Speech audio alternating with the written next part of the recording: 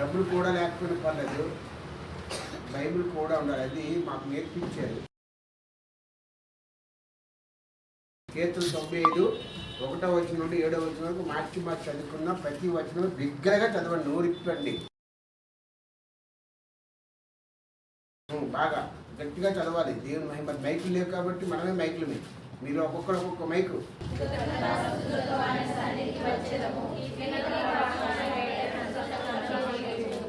యెహోవా మహాదేవుడు, దేవతలందరికీ పైన మహాత్మ్యము గల మహారాజు.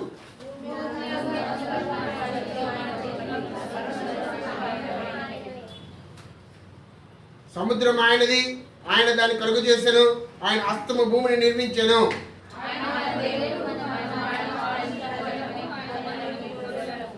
మళ్ళీ 7వ వచనం అందరూ కలిసి చదువుకుందామండి. రండి, నమస్కారంతో సాగిలపడదాము, మళ్ళీ సృష్టించి యెహోవా సన్నిధిని మోకరించదము. ప్రకటన గ్రంథము పరలోకంలో కూడా, ఈ భూలోకంలో దావీదు మహారాజు ఆరాధించాడు, మనం కూడా ఆరాధిస్తున్నాము.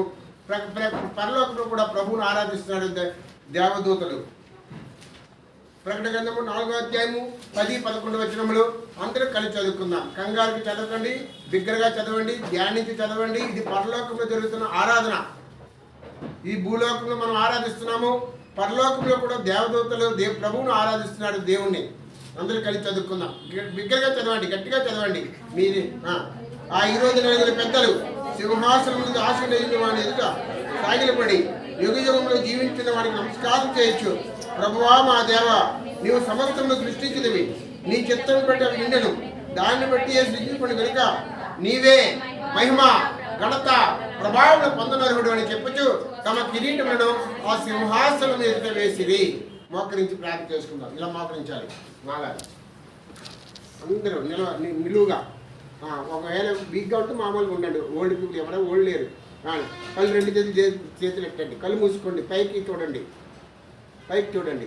మా సృష్టికర్తని మా ప్రభువా, నీ సన్నిధిలో మోకరించి ఆరాధించి నిన్ను స్తుతించి నిన్ను మహిమపరిచి నిన్ను కనపరుచుకుంటున్నాం. పాపలము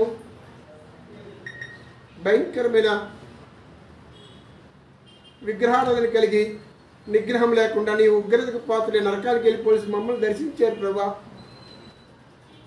నీకు ఏమి అర్పించగలను తండ్రి? నీకేమి అర్పించినా, నన్ను నేను అర్పించుకున్నా నీకు రుణస్తులు. ఎందుకంటే మీరు నా కొరకు ప్రాణం పెట్టారు, నా కొరకు మీ పవిత్రమైన శరీరాన్ని శిలువ మీద వేలాడబడ్డారు, మీ పరిశుద్ధ రక్తాన్ని కాచారు, నా పాపాలు కడిగారు, మమ్మల్ని మరణం నుండి నరకం నుండి తప్పించారు. ఇంత గొప్ప రక్షణ ఇచ్చిన నా ప్రభువుకి నీకే స్తుతి మహిమ ఘనత ప్రభావం చెల్లించడానికి నాతో మాట్లాడండి, మా అందరితో మాట్లాడండి.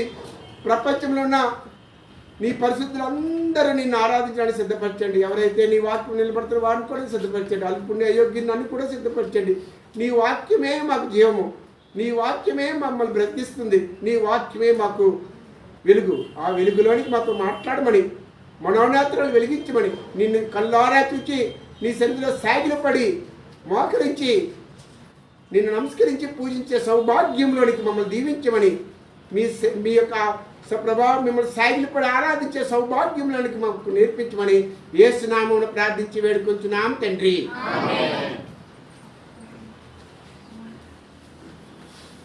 మనం ఈరోజు దేనికి వచ్చామండి? ప్రార్థన చేయడానికి వచ్చామా? లేక సువార్త చెప్పడానికి వచ్చామా?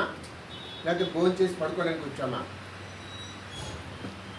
చాలామంది హెబ్రోన్ సహవాసం అంటే చక్కగా భోజనం పెడతారు అంటారు, థ్యాంక్స్ మీటింగ్ ఉంటే బిర్యానీ మటన్ చికెన్ పెడతారు అంటారు. ఈరోజు దానికి రాలేదండి. ఈరోజు దేనికి వచ్చాము మీరు మర్చిపోకండి. సోమవారం ఉదయం నుంచి శనివారం రాత్రి 11, 12 వరకు కూడా ప్రార్థన చేసుకోండి. ప్రార్థన మానేకండి. మొన్నటి దినాన్ని చూసాం ప్రార్థన ఎట్లా చేయాలనేది. మన ఆల్నైట్ ప్రేయర్ నాడు రాత్రంతా మోకాల మీద ఉన్నాం, రాత్రంతా ప్రార్థనలు ఉన్నాం. కావాలంటే రాధికని అడగండి. శనివారం గొప్ప శక్తి వచ్చింది. ఏ శక్తి వచ్చిందమ్మా? వచ్చిందిగా, నీరసం లేదు. మీరు పడుకున్నారేమో కానీ నిన్న మధ్యాహ్నం పడుకున్నా అంతే. ఎందుకు? రాత్రి నిద్రలేదు కాబట్టి. అది కూడా పడుకోను. ఎందుకు చెప్తున్నానంటే ప్రార్థన వారం అంతా చేయండి. ఆదివారం ఏం చేయాలి? గుర్తుంచుకోండి. ఆరాధనలో కూడా 3 రకాలు ఉన్నాయి. ఒకటి మన దేవుడు, మన ప్రభువు, మన కొరకు ప్రాణం పెట్టిన ప్రభువుని ఏం చేయాలి? మహిమపరచాలి. ఏం చేయాలి? ఎవరిని మహిమపరుస్తున్నాం? భర్త భార్యని మహిమపరుస్తారు. సంఘాల్లో ఉన్న అక్కడ నాయకుల్ని మహిమపరుస్తారు. No, that is not correct. మన కొరకు ప్రాణం పెట్టిన మన ప్రభువుని, మన సృష్టికర్తను, మన రక్షకుని మనం ఏం చేయాలి? మహిమపరచాలి. మొట్టమొదటి గుర్తుంచుకోండి, దేవుని సన్నిధిలో, దేవుని సమాజంలో ఎవ్వరూ కూడా మహిమపరచబడడానికి వీల్లేదు. ఒక్క ప్రభువునే మహిమపరచాలి. ఎందుకు? ఆయన మన సృష్టికర్త. ఎవరండి ఆయన?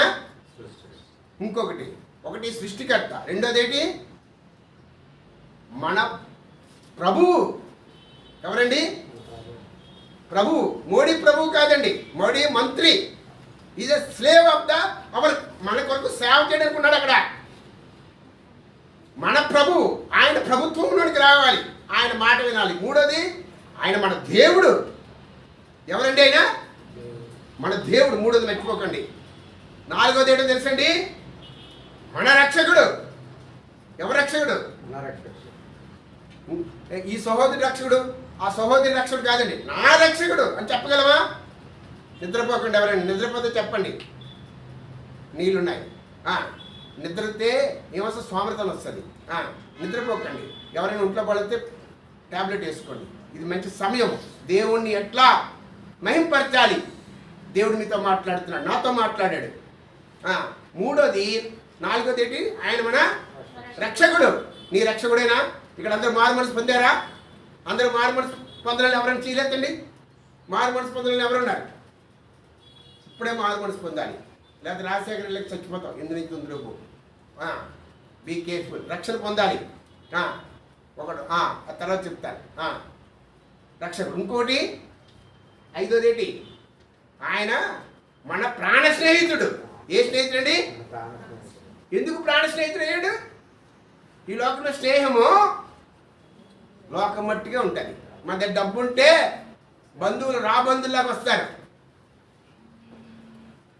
కానీ ఆయన మన కొరకు ప్రాణం పెట్టాడండి. ఇంకేం పెట్టగలడు ఆయన? ఆయన మన ప్రాణ స్నేహితుడు. మన కొరకు ప్రాణం పెట్టాడు, మన పాపాల కొరకు. ఆయన ఏం చేయాలి? ఒక బొమ్మ పెట్టి కొవ్వొత్తి పెడతారు క్రైస్తవులు. అయితే మా హిందువులు అయితే అక్కడ తిరిగిస్తారు, దండేస్తారు కదా. ఫిబ్రవరి ఫెలోషిప్ వాక్యం పెట్టేస్తారు, వాళ్ళు ఉంచేస్తారు. అందుకనా కాదు, ఆయన్ని మనం మహింపరచాలి. ఇంకోటి, ఆయన్ని సన్నిధిలో సాగిలపడి మ్రొక్కి నమస్కరించి పూజించి ఆయన స్తుతి మహిమ ఘనత ప్రభావములు పరలోకంలో ఎట్లా దేవదూతలు కోట్లాది కోట్ల పరిశుద్ధులు 24 పెద్దలు ఆరాధిస్తున్నారో ఈ భూలోకంలో సార్వత్రిక సంఘం ప్రపంచమంతటా కూడా ప్రభువుని సూర్యోదయం నుండి సూర్యాస్తం వరకు కూడా శాశ్వత కాలం నుండి శాశ్వత కాలం వరకు యుగ యుగములు యేసు క్రీస్తు ప్రభువు ఆరాధనలకు యోగ్యుడవు. ఇంట్రడక్షన్ చెప్పబోతుకి 2 నిమిషాలు అయిపోయింది. ఆయన మనం ఏం చేయాలి? స్తుతించాలి, ఆయన పూజించాలి, ఆయన్ని నమస్కరించాలి, ఆయన సన్నిధిలో సాగిలపడాలి. ఆరాధన అంటే ఏంటో తెలుసండి? యేసుక్రీస్తు వారు మనకు శిలువ మీద అర్పించుకున్నాడు. మనం కూడా ఆయన కొరకు సజీవ యాగముగా. ఆరాధన వేరు, ఆయన్ని పూజించడము సాగిలపడి స్తుతించడము వేరండి. ఆరాధన అంటే మనం అర్పించుకోవడం. గొర్రెనో మేకను అర్పిస్తారు కదా, అలాగే యేసుక్రీస్తు వారు మన పాపల కొరకు గొర్రె పిల్లవలే వదకు తేబడి గొర్రె పిల్లవలే వదింపబడ్డాడు. కాబట్టి అబ్రాహాము తన ఇస్సాకు కుమారుడు అబ్రాహామును అర్పించాడు కదండి. అలాగే మనం కూడా మన జీవితంలో ఏం చేయాలి?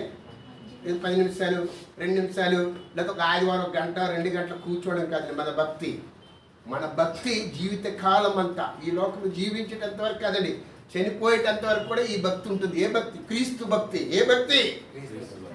లోక భక్తి కాదు, లోకంలో ఉన్న భక్తి కాదు.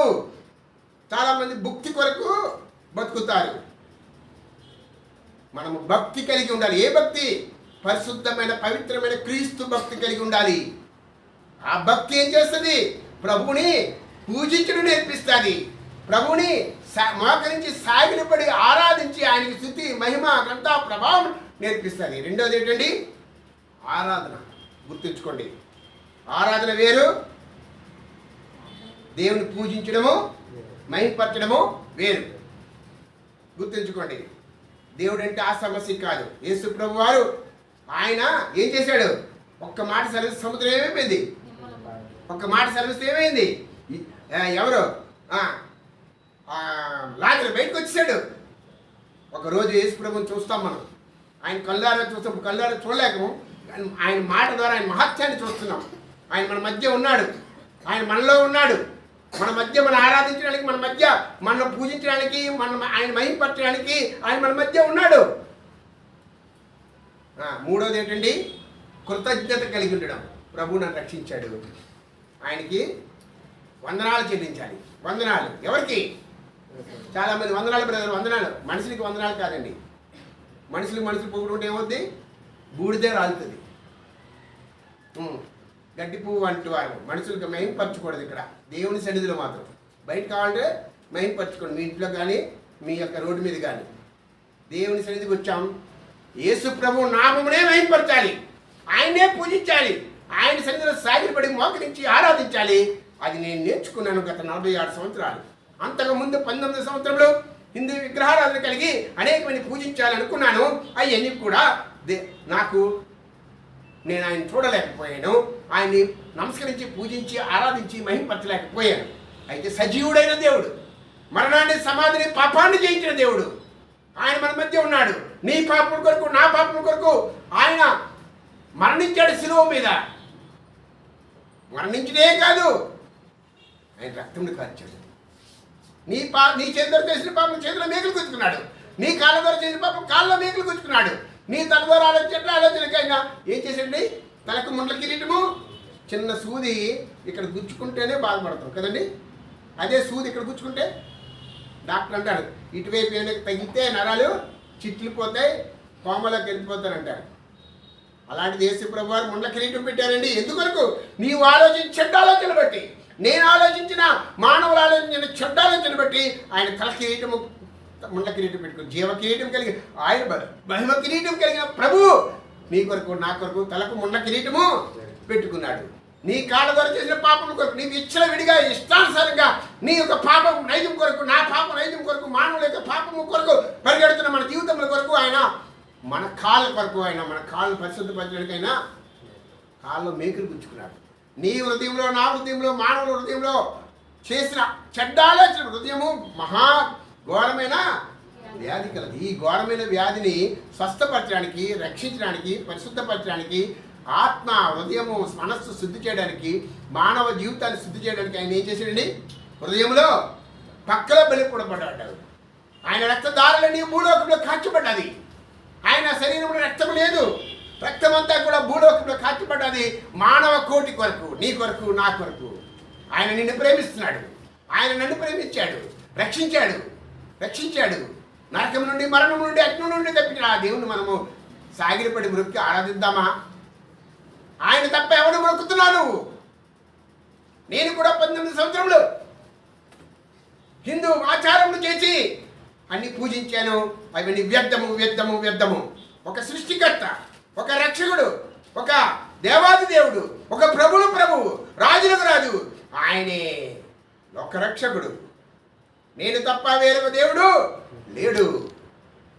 ఆయన ఎలాంటి దేవుడు తెలుసా మీకు? తెలియదు. మీకు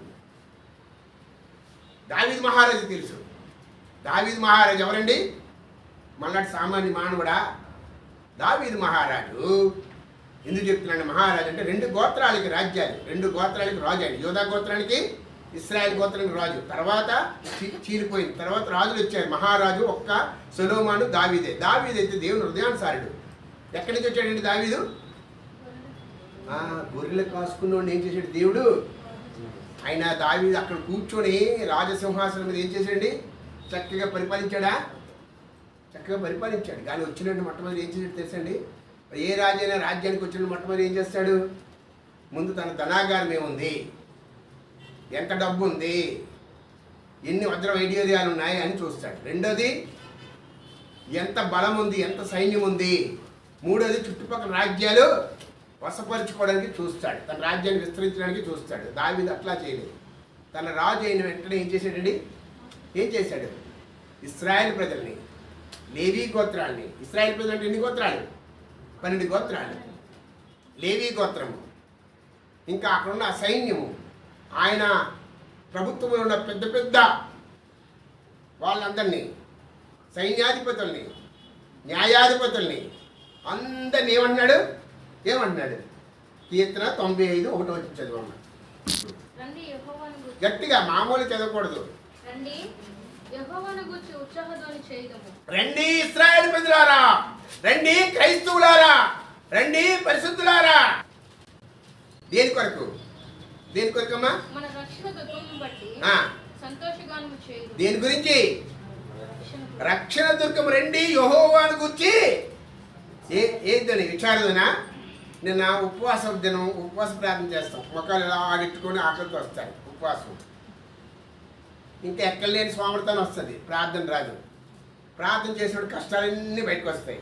అయితే ఆరాధన చేసినప్పుడు కష్టాలన్నీ తొలగిపోవాలి. సంతోషం ఉండాలి. ఎట్లా సంతోషము?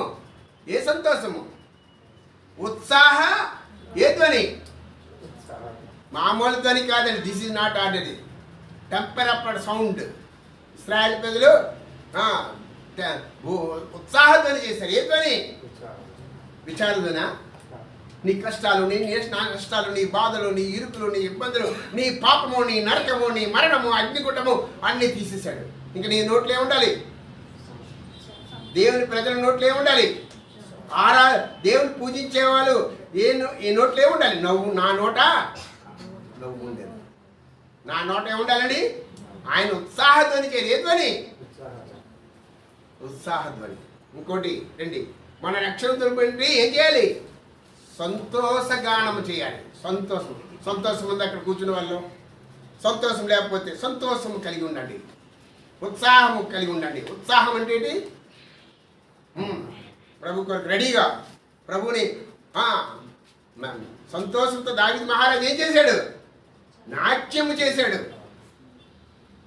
చూసారా? దావీదు మహారాజు అయినప్పటికి కూడా ఆయన ఏం చేశాడు? ఉత్సాహంతో దేవుణ్ణి నాట్యం చేసి దేవుని ఆరాధించాడు, దేవుని పొగిడాడు. ఈ కీర్తన 150 అధ్యాయాలు. నేను అంతకుముందు అన్నమయ్య మీద 111 కీర్తనలు రాశాను దేవుడి మీద. అయ్యి నాకేం ఉపయోగం లేదు. కానీ ఈ కీర్తన చదువుతుంటే ఏమవుతుందని అందరికి ఇష్టమైనది ఏమిటి? కీర్తన గ్రంథమే కదా. కీర్తన గ్రంథం ఎందుకు ఇష్టము? దావీదు దేవుణ్ణి స్తుతించాడు. యెహోవాను స్తుతించుడి, దేవుణ్ణి స్తుతించుడి, దేవుణ్ణి స్తుతించుడి అని చెప్పాడు. ఏమన్నాడు? స్తుతించుడి యెహోవా దేవుని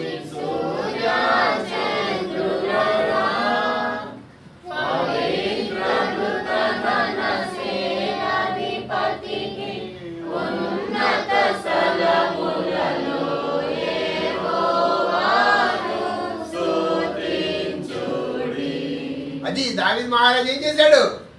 యెహోవాను స్తుతించాడు. స్తుతి వేరు, ఆరాధన వేరు, కృతజ్ఞత చెల్లించడము వేరు. కృతజ్ఞత మీటింగ్ పెట్టుకుని బిర్యానీ తింటాం దేవుని మహిమపరచకుండా. దేవుడు చేసిన గొప్ప కార్యాలు, ఎన్ని అద్భుత కార్యాలు, ఎన్ని ఆశ్చర్య కార్యాలు. ఎర్ర సముద్రాన్ని దాటించాడండి ఇశ్రాయేలు ప్రజల్ని.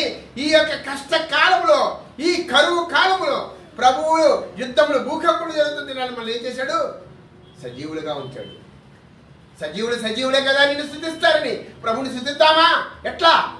మొఖాలు అడగెట్టుకునే అలక్క ఉత్సాహంతో సంతోషగానం చేయాలి. ఏసు గానము. నేను రక్షించబడిన కొత్తలో గంతులు వేసేవాడిని. గంతులు వేసుకుంటే ఏం చేసేవాడిని? మా వైజాగ్లో బీచ్ ఉంటుంది 10 కిలోమీటర్లు. నడుచుకుంటూ పరిగెట్టుకుంటూ సువార్త చేసేవాడిని, ప్రభుని కొనియాడేవాడిని. ఆ టైంలో వెంకయ్య నాయుడు పిలిచి మాట్లాడాను. మీకు తెలుసు వెంకయ్య నాయుడు ఉపరాష్ట్రపతి, నా ఫ్రెండే. మీకు ఎందుకు చెప్తున్నానంటే మనల్ని చూసే వాళ్ళకి అమ్మా ఈయన ప్రభుని నమ్ముకున్నాడు, ఈ నోట ఉత్సాహం ఉంది, సంతోషం ఉంది అని ఆ విధంగా ఉండాలి. మళ్ళీ కృతజ్ఞతాస్తుతులతో ఆయన సన్నిధికి వచ్చాలి. ఎలా రావాలండి? దేవునికి అర్పించాలి, దేవునికి సంథింగ్ ఇవ్వాలి, దేవునికి ఆరాధించాలి. దేవుడికి మనం కొంత ఇవ్వాలి. దేవుడు మన కొరకు ప్రాణం పెట్టడానికి ఏం ఇవ్వాలి? కొంత అర్పించాలి. ఆ విధంగా మరలా కీర్తనలు పాడుతూ ఆయన పేరట ఏ కీర్తనలు? విచార కీర్తనలు, సాగు దగ్గర పడతారు కీర్తనలు. ఏమని? ఈ లోకయాత్రలోనే సాగుచుండు ఒకసారి ఏడుపు ఒకసారి నువ్వు. ఆ కీర్తనలు కాదండి, అది వేరే కీర్తన. ఇప్పుడు ఏం పాడాలి? ప్రభును ఉత్సాహగానం చేయాలి. ఏ గానము? సంతోషగానము, ఉత్సాహగానము గానం చేయాలి. చేద్దామా? ప్రభుని కనపరుద్దామా? ప్రభుని స్థుతిద్దామా? ప్రభుని పూజిద్దామా? మన ప్రాణప్రియుడు, మన దేవుడు, మన సృష్టికర్త, మన రక్షకుడు, ఆయన మన ప్రభువు. ఆ విధంగా చేద్దాం. దావీదు మహారాజు రాజు అయినప్పుడు కూడా తన ప్రభుత్వాన్ని తన చిత్తం లేకుండా దేవుడి చిత్తం చేశాడు. అందుకే దావీదు ఏమయ్యాడు? దేవుడు హృదయానుసారుడు అయ్యాడు. నీ ఆరాధన, నీ జీవితము ప్రభు అంగీకరించలాగిన మన ఈ దినాన ఆరాధిద్దాం, స్థుతిద్దాం. ఎట్లా స్థుతిద్దాం? 3వ వచనం అందరం కలిసి చదువుకుందామా? ఆయన ఎవరు? మామూలు సామాన్యమైన విగ్రహారాధన కలిగిన బొమ్మలు కాదు. ఆయన ఎవరు? అన్ని మతాల్లో ఉన్న ఈ దేవుడు అలాంటి దేవుడు కాదు. ఈయనెవరు? 3వ వచనం అందరం కలిసి చదువుకుందాం. కీర్తన 93. యెహోవా మహాదేవుడు, దేవతలందరిపైన మహాత్యము గల మహారాజు. ఆయన ఎవరండి? ఆయన ఎవరు? ఇంకా చాలా రిఫరెన్స్ తీయాలంటే టైం తెలియదు. అరగంట మెసేజ్ అంటే ఇప్పుడు మా చిన్నప్పుడు భక్సింగ్ గారు 2 గంటల ఆరాధన మెసేజ్, 4 గంటల ఆరాధన, ఉదయం 9 గంటలకు వెళ్తే రాత్రి 12 అయ్యేది మందిరం నుంచి బయటకు రావాలంటే. ఇప్పుడంతా భక్తి అంతా ఏమైంది? ఒక రోజంతా ఆరాధన ఉండాలి, వారం అంతా మన ఇంట్లో పని చేసుకోవచ్చు. ఒక ఆదివారం ప్రభుకి ఇవ్వలేమా? ఒక అరపూట ప్రభుకి ఇవ్వలేమా? ఒక గంట ప్రభుకి ఇవ్వలేమా? 6 రోజులు ఒక్కొక్క మెసేజ్ 2 గంటలు ఉంటే దేవచంద్ర భక్సింగ్ గారు మాకు నేర్పించాడు. ఎట్లా నేర్పించాడు? అట్లా నేర్పించాడు. ఆయన ఎవరు? మహాదేవుడు. ఆయన ఎవరిని ఆరాధించుకు వచ్చాం? బొమ్మలను ఆరాధించుకు వచ్చామా?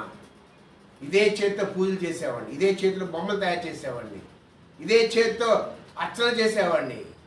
అవి కావండి, అవి మట్టివే. మనము మట్టి వారిని, అందరము మట్టిలో కలిసిపోతాం. వారం అంతా పెడతారు, పూజలు చేస్తారు, తీసుకెళ్ళి ఎవరిని విమర్శించడం కాదండి. ఇది సత్యం, అంగీకరించాలి. ఓ ఇండియా, ఓ భారతదేశమా, నీ కళ్ళు తెరుచుకో. నీవెవరిని పూజిస్తున్నావు? నీవెవరిని ఆరాధిస్తున్నావు? యేసుక్రీస్తు వారు సర్వోత్తరయామి, సర్వదేవదర్శకుడు. ఆయన మరణాన్ని, సమాధిని, లోకాన్ని జయించిన వాడు. 176 దేశాల్లో ఆరాధనకు యోగ్యుడు. ఆకాశము, భూమి, సమస్తాన్ని సృష్టించిన సృష్టికర్త, మానవుడు సృష్టించిన సృష్టికర్త, సకల సత్తులు సృష్టించిన సృష్టికర్త, లోకరక్షకుడు. సూర్యుని, చంద్రుని, ఆకాశాన్ని, భూమిని, సముద్రాన్ని సృష్టించిన వాడు. దేవతలందరూ 24 పెద్దలు పరిశుద్ధులు పరిశుద్ధులు అని ఆరాధిస్తున్నారు. ప్రియులారా, ఓ భారతదేశమా, కళ్ళు తెరుచుకో. నీ కొరకు ప్రాణం పెట్టిన యేసుని మరవకు. ఆయన్ని ఆరాధించు, ఆయన స్తుతించు, ఆయన పూజించు, ఆయన సన్నిధిలో సాగినప్పుడు.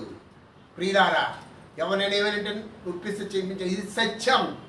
నేను చెప్పినా చెప్పకపోయినా ఒకరోజు నరకంలో మీరు బాధపడతారు. నరకంలో బాధపడుతున్నా ఇప్పుడే సత్యాన్ని తెలుసుకోండి. యేసుక్రీస్తు వారు మహాత్మ్యం గల మహారాజు. ఆయన సామాన్యుడు కదండి. ఎలాంటి వాడు చూడండి. ఒక్కటే వచ్చిన చదువుతా. ఒక కొలసీ రాసిన పత్రిక 1వ అధ్యాయం 15వ వచనం.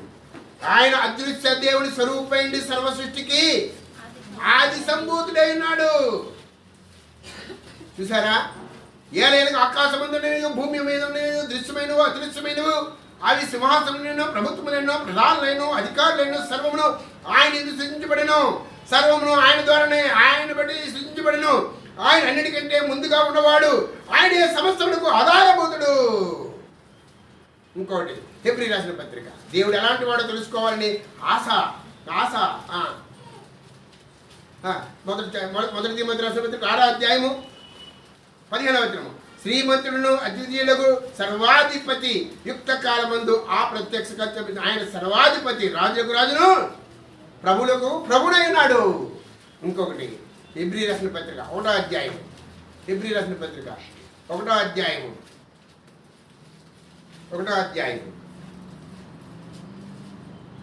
3వ వచనము.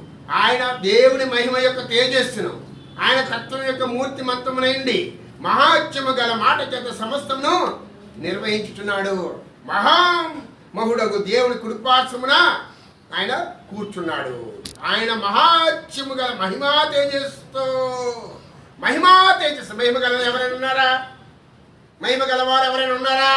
నేను వెతికాను 19 సంవత్సరములు, మా తాతగారు 110 సంవత్సరములు వెతికారు, మా అన్ని ఇంకా వెతుకుతున్నాడు. శివచంద్ర దేవస్థానం కొండ కింద పూజారి. మా నాన్నగారు వెతికారు 72 సంవత్సరాల తర్వాత ప్రభుని తెలుసుకున్నాడు. 98 సంవత్సరాల తర్వాత 25 సంవత్సరాలు ప్రభు కొరకు జీవించి చనిపోయాడు. ప్రియులారా, ఈయన మామూలు వాడు కాదండి. యేసు ప్రభు వారు. యేసు ప్రభు వారు అంటే ఏదో క్రైస్తవుల దేవుడు కాదండి. అలాగైతే ఆ దేవుడు నా క్రైస్తవ మతం నేను తీసుకోలేదు. నేను క్రీస్తుని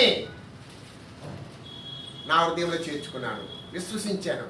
క్రైస్తవ జీవితం విశ్వాస జీవితము. క్రైస్తవ జీవితం మతం కాదు. క్రైస్తవ జీవితము మహిమగల జీవితము. క్రైస్తవ జీవితము క్రీస్తుని అంగీకరించే జీవితము. యేసుక్రీస్తు వారు మహాత్యము గల మహాదేవుడు. ఏ దేవుడు అండి? అయినా దావీదు మహారాజు చెప్తున్నాడు, నేను చెప్పింది కాదండి. నా మాటలు ఎవరికి ఉపయోగపడవు, మానవుడి మాటలు ఎవరికి ఉపయోగపడవు. ఇవి దేవుని మాటలు, ఇవి దావీదు మహారాజు చెప్పిన మాటలు. ఈయన మహాదేవుని ఆయన ఆరాధించడానికి, ఆయన స్తుతించడానికి, ఆయన మహింపరచడానికి వచ్చాం. ఇంకోటి ఏంటండి? ఇంకోటి దేవత అందరికి పైన మహాత్యము గల మహారాజు. అంతేకాకుండా ఈ దేవుడు ఎవరండి? ఈ దేవుడు ఎవరు? ఈ దేవుడు ఎవరు? ఆరావచనం చదువమ్మా.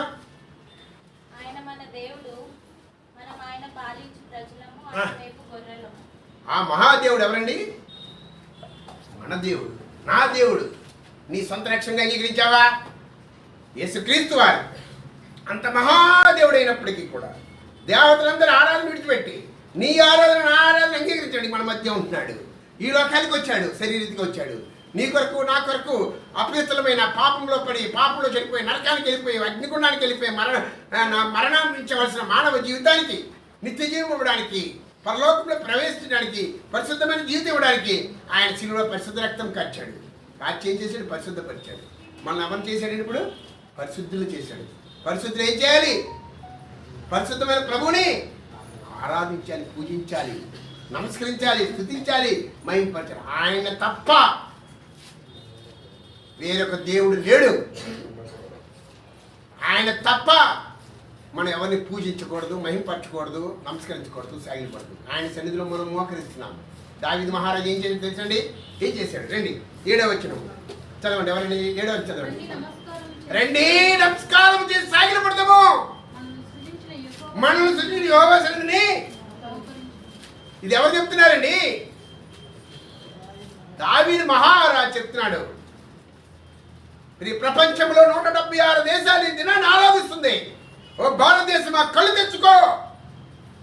భారతదేశంలో 140 కోట్ల మందిలో 20 కోట్ల మంది బహిరంగ క్రైస్తవులు ఉన్నారు, పరిశుద్ధులు ఉన్నారు. ఇంకొక 20 కోట్ల మంది నాలాగా నమ్మిన వాళ్ళు ఉన్నారు ప్రభుని. ఇంకొక 20 కోట్ల మంది రహస్యమైన క్రైస్తవులు, ఇంట్లోనే ఆరాధిస్తారు, బయటికి రారు, నాలా బిగ్గరగా చెప్పరు. ఎందుకు? వారి పిరికితనం, కులము, మతము, ఇవన్నీ వ్యర్థము. ప్రభువే శాశ్వతం. ఆయనే సర్వత్ర్యామి, సర్వదగ్గరుడు, లోకాన్ని రక్షించేవాడు, నన్ను రక్షించాడు, మనల్ని రక్షించాడు. ప్రియులారు, ఎవరు నిద్రపోకండి. నిద్రపోతే చెప్పండి, నీరు కొట్టేస్తాం ముఖం మీద. నాకు మొగమాటం లేదు, ప్రభువు కూడా మొగమాటం లేదు. నిద్రపోవడానికి రాలే. దేనికి వచ్చామమ్మా? దేనికి వచ్చాం? వినపడుతుందా? దేనికి వచ్చాం? గట్టిగా చెప్పు. నువ్వు ఎవరు చెప్పకండి. దేనికి వచ్చాం? దేవుని స్తుతించి మహింపరచడానికి వచ్చాం. స్తుతించే వాళ్ళు ఎలా ఉండాలి? నిద్రపోయేటట్టు విచారంగా ఉండకూడదు, సంతోషంతో ఉండాలి. ఒకవేళ సంతోషంగా దేవుని ఆరాధించండి, నీ హృదయం సంతోషం ఉప్పొంగుతుంది. నీ సంతోషం ఏమవుద్ది? ఉప్పొంగుతుంది. దావీదు మహారాజు ఏం చెప్తున్నాడు? రండి ఇశ్రాయేలు ప్రజలారా, నమస్కారం చేద్దాం. మన సృష్టించిన సృష్టికర్త, మన దేవుడు, ఆయన సృష్టించిన సృష్టికర్తే. ఆయన ఎవరండి? మన దేవుడు. ఆయన మన ప్రభువు, ఆయన మన రక్షకుడు. మర్చిపోకండి. 5 వచనాలు. ఎందుకు 6 ఏళ్ళు లేవు? 6 ఏళ్ళు ఉంటే ఏదైనా ఉపయోగపడుతుందా? 5 ఎందుకంటే కృపాకాలంలో ఉన్నాం, గ్రేస్ పీరియడ్లో ఉన్నాం. 5 ఏళ్ళ ద్వారా మనం ఏమైనా పని చేయగలం. కృప ద్వారానే మనము రక్షణ పొందుతాము కానీ మనలో ఏమీ లేదు. అందుకే దావీదు మహారాజు ఏమన్నాడు, రండి నమస్కారం చేసి సాగిలపడదాము ఓ ప్రజలారా అని మొట్టమొదటి తీర్మానం చేసుకున్నాడు. తర్వాత మన సన్నిధిని యెహోవా సన్నిధిని ఏం చేయాలి? పడుకోవాలా? ఇప్పుడంటే కుర్చీలు ఉన్నాయి, ఓల్డ్ పీపుల్, పెరలిస్ట్లోకి ఉన్న వాళ్ళు, మోకాలు నొప్పుల కుర్చీలు వేశారు. మా చిన్నతనంలో బక్సింగ్ గారు కూడా మోకాలు మీద ఇచ్చేవాడు. అప్పుడు ఆయన వయసు అని తెలుసండి. నేను రక్షించబడినప్పుడు 1979-80లో చూశాను జనవరిలో. ఎంత ఆయన వయసు తెలుసా? 80 సంవత్సరాలు. 87వ సంవత్సరంలో కూడా మోకరించాడు. ఒక దాంట్లో యూట్యూబ్లో వస్తుంది. ఆయన వయసు అప్పుడు మోకరించినప్పుడు రాజమండ్రిలో మోకరించాడు ఆయన. అలాగే కొన్ని ఏరియాలు ఎక్కడికి వెళ్ళి మోకాళ్ళు ఇప్పుడు కుర్చీలో కూర్చాను. పులిపేట మీద ఎప్పుడు కూర్చీలో. ఇప్పుడు నేను ఎందుకు కూర్చున్నానంటే ఆరాధనలో మోకరిస్తాను తప్పనిసరి, ప్రార్థనలో మోకరిస్తాను. ఎందుకంటే కాళ్ళు యాక్సిడెంట్ అయింది. ఎన్ని యాక్సిడెంట్ ఉన్నా ఎన్ని ఉన్నా సరే దేవుని సన్నిధిలో మనం ఏం చేయాలి? మోకరించాలి. చూడండి, గుర్రం మోకరిస్తుందా, ఒంటి మోకరిస్తుందా? గుర్రం ఎప్పుడైనా మోకరించి చూసారా? అది నిద్రపోయినప్పుడు కూడా దానికి అడ్డుగా కర్రెడతారు కదా, పెట్టి ఇలా పెట్టి పడుతుంది. భోజనం చేసినప్పుడు కూడా గడ్డి ముందే నెడతారు. గుర్రం ఎందుకు మోకరించి తెలుసండి? కొందరు గుర్రములు ఎందులో రథములు ఎందులో అతిశయించు, నేనైతే నా దేవుని ఎందు యెహోవా ఎందు అతిశయించుదును. ఆయనే మన గురి. ఎవరిని గురి పెట్టుకోకండి. మోన్న వల్ల ఎవరిని, మీ గర్ల్ ఫ్రెండ్ కానీ, మీ భర్తలు కానీ, మీ యొక్క భార్యలు కానీ, మీ యొక్క పిల్లలు కానీ గురి పెట్టుకోకండి. వాళ్ళు దేవుడు ఇచ్చాడు, వాళ్ళు పోషించండి, మన బాధ్యత చేయండి, వాళ్ళు ప్రేమించండి, వాళ్ళు ప్రభువును నడిపించండి. కానీ మన గురి ఏంటి? మన కొరకు మన దేవుడు, మన సృష్టికర్త, మన రక్షకుడు, మన ప్రభువు, మన ప్రాణ స్నేహితుడు. మామూలు స్నేహితుడు కాదండి. మన కొరకు ప్రాణం పెట్టేశాడు శిలువ మీద. ఆయనే మనం పూజిద్దాం, ఆయనే స్తుతిద్దాం. ఆయన సన్నిధిలో ఏం చేయాలండి? మటన్ వేసి కూర్చుందామా? మటన్ వేస్తే ఏమవుతుంది తెలుసండి మీకు? నిద్ర వస్తుంది. మోకాలు మీదకి వెళ్ళండి, ఒక గంట నిలువు మోకాలు, కింద మోకాలు కాదు. కింద మోకాలు అయితే బుర్ర కింద గంటలు అనిపిస్తుంది, నిద్ర వస్తుంది. బలహీనం కదా. చూడండి, ఒంటి పెద్ద గుర్రం పెద్ద. ఒంటి ఎప్పుడైనా ప్రయాణం చేసినట్టే నడుస్తుంది. మిగిలినప్పుడు అంత పెద్ద ఒంటి ఎట్లా మోకరిస్తుంది తెలుసండి? అంత పెద్ద దైవజనుడు భక్సించారే మోకరించినప్పుడు నీవు నేనెంత. నా కుర్చీలో కూర్చోడు ఇష్టం లేదు, కానీ తప్పదు. ఏం చేస్తాము? కొన్నిసార్లు ఆరాధన టైంలో తప్పకుండా మోకరించాలి. అప్పుడే నాకు తృప్తి. రండి నమస్కారం చేసి సాగిలపడదాము యెహోవా సన్నిధిని మోకరించింది. ఎవరు చెప్పారు? దావీదు మహారాజు. అదే దేవుని భక్షించాలి. మన అసెంబ్లీలో వచ్చి నేను అన్నకి చెప్పా, అన్న ఆ వాక్యం పెట్టండి అని. ఆ వాక్యం ద్వారా నేను ఎట్లా మోకరించానో, ఎట్లా దేవుని నమస్కరించానో, దేవుని ఎట్లా పూజించానో, దేవుని ఎట్లా ఆరాధించానో నేను నేర్చుకున్నాను నా జీవితంలో. ఈ వాక్యం ద్వారా దావీదు నేర్పించాడు, ప్రభువు నేర్పించాడు, దైవజనుడు భక్సించాలి మాకు నేర్పించాడు. ఎట్లా? చాలా సంఘాల కుర్చీలు ఉంటాయి, బలలు ఉంటాయి. మన సంఘాలు ఎందుకు ఉండండి? ఎందుకు ఉండవు? సోఫాలు కూడా ఉండకూడదు. అయితే ఇక్కడ ఏదో హాల్ ఉందని అన్నకి వేరేలండి. ఆయన మందిరం కడితే తప్పనిసరి తీసొచ్చింది ఈసారి. కుర్చీలు కూడా ప్లాస్టిక్ కుర్చీలు కూడా వేయలేదు. మ్యాట్ల మీద మోకరిస్తే ఫస్ట్ ఏమొస్తుంది తెలుసండి? దేవుడు మనతో ఉంటాడు, దేవుడు మనలో ఉంటాడు. ఆయన గణపరచాలి. నన్ను గణపరచవాలని, ఆయన గణపరచాలంటే మనం ఏం చేయాలి? మోకాళ్ళ మీదకి వెళ్ళాలి. ఉంటే మోకరిస్తుంది. అంటే అంత పెద్ద ఉంటే మోకరిస్తుంది. గుర్రం మోకరించదు. గుర్రం ఎందుకు మోకరించి తెలుసండి? కొందరు గర్వం కలిగి ఉంటారు, గర్విష్ఠులు మోకాళ్ళ మీదకి రాదు. నేను ఒక సంఘాన్ని సేవకుడిగా వెళ్ళాను. అంటే ఎబ్రోన్లో పంపించారు విశాఖపట్నంలో. ఆమె పెద్ద ఆఫీసర్. ఆమె ఎప్పుడు సోఫాలో కూర్చుంటుంది. నాకు తెలీదు ఆమె పెద్ద ఆఫీసరు, ఆ మందిరం వెళ్ళరని. నేను ఈ వాక్యం చెప్పడం మొదలెట్టాను. వెంటనే నన్ను ఏం చేశారు? వెలేసారు. అది బీచ్ రోడ్లో కష్టపడి 25 లక్షలు పెట్టి నా సొంత డబ్బులతో మందిరం కట్టాను. నా సొంత డబ్బులతో కట్టాను. ఈ రోజుల్లో ప్రభు సన్నిధిలో మోకరించడం తగ్గిపోయింది. ప్రభు సన్నిధిలో మోకరిద్దాం. చెయ్యెత్తి దండం పెడుతున్నాను. మన ప్రభు సన్నిధిలో మోకరిస్తే మనకి ఆశీర్వాదం ఉంటుంది. ప్రభు సన్నిధిలో మొక్కాళ్ళ అనుభవం చాలా విలువైనది. అది మనం తెలుసుకోవాలి. మన వ్యక్తిగతంగా, మన ఆత్మీయ జీవితంలో, మన విశ్వాస జీవితంలో, మన యొక్క ఆరాధన జీవితంలో మనం మోకాళ్ళ మీదకి వెళ్దామా? దావీదు మహారాజు రండి నమస్కారం చేసి సాగిలపడదామని యెహోవా సన్నిధిని పరలోకంలో ఆరాధిస్తున్నారండి. నీవు నేనంత కొన్ని బాక్సింగ్ గారు పరిచయం చేసినప్పుడు ఐఏఎస్ ఆఫీసులు మోకరించేవారు. మీకు తెలుసా? ఇదే సిటీలో అనేక మంది మినిస్టర్స్ కూడా మోకరించారు. మఠము ఎప్పుడైనా వేసుకోవచ్చు. నేను మఠం వేసుకొని యోగా చేశాను, ధ్యానం చేసేవాడిని మఠం వేసుకొని. కావాలి అదే ఫోటోలు ఉన్నాయి. మా తాతతో మఠం వేసుకొని ఆ మఠం మీద ఒక తివాసి వేసుకొని ధ్యానించేవాడిని. అది కాదండి, దాని మీద ధ్యానించడం వల్ల ఏమవుతుందంటే మన దృష్టి వేరేగా ఉంటుంది. మోకాళ్ళ మీదకి వెళ్ళండి, ఆ ప్రభువుని, ఆ రక్షకుణ్ణి, మన దేవుణ్ణి, మన సృష్టికర్తను, మన ప్రాణప్రియుణ్ణి మోకాళ్ళ మీదకి వెళ్దామా? ఆ విధంగా మోకరించుకుని రండి నమస్కారం చేసి సాగిలపడదాము. మన సృజన యెహోవా సన్నిధిని మాకు దైవజనుడు భక్సింగ్ గారు మన పులిపేట వెనకాల అతికి వాక్యం పెట్టాడు తెలుసా? మీకు తెలియదు. పరలోకంలో బయలుపరచబడుతుంది ఆ వాక్యం ద్వారా. అంతకుముందు బయలుకెళ్ళిన విగ్రహారాధన కలిగిన నా జీవితాన్ని మార్చుకున్నాను. సృష్టించిన సృష్టికర్త